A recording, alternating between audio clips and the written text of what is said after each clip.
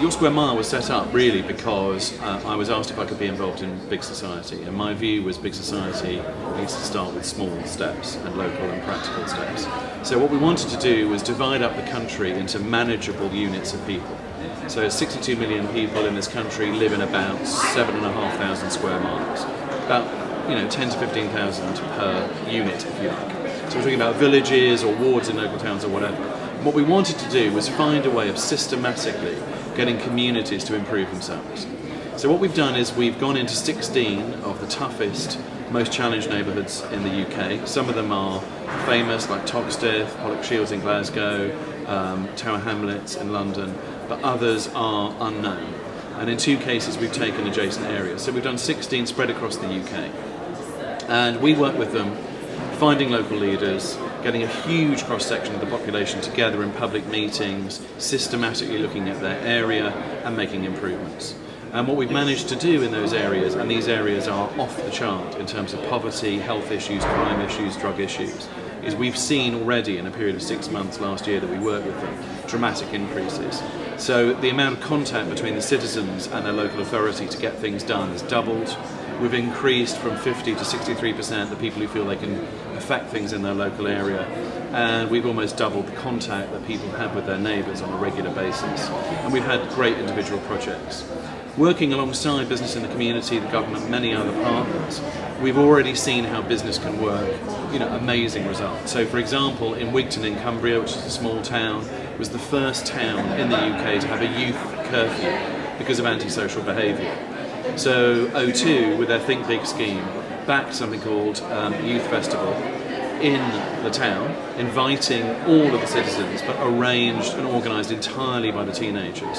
And it's reinvented their relationship with the town and made a huge difference. Up in Pollokshields in Glasgow, 125 projects started about 30 years ago to lift up the sink estates of Glasgow. Only one is left from that era, and that's in danger. We're working with John Lewis to help that centre, which is in an area where everything else has been bulldozed, stay alive. We work with the Asda Foundation on getting people community gardening kits and helping all 16 communities, and we think that can be taken much further. What we believe is that everybody needs to work together. There's lots of initiatives, but there is a great danger that the public will get very confused.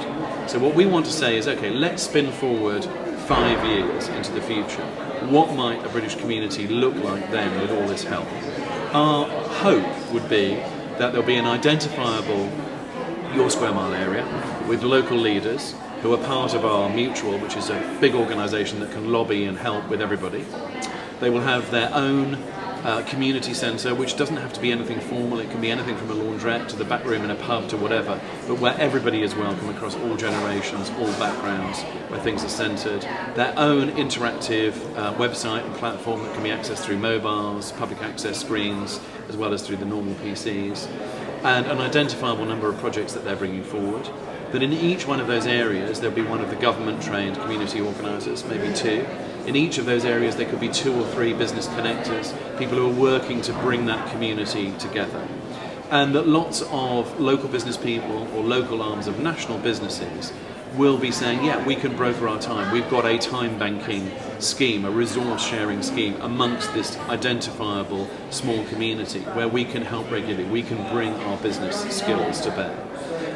Plus all the funding applications, so big lottery, other big funders like Unlimited, offering what usually are relatively small grants, maybe £5,000 to £6,000 is what most organisations need or projects need to get going.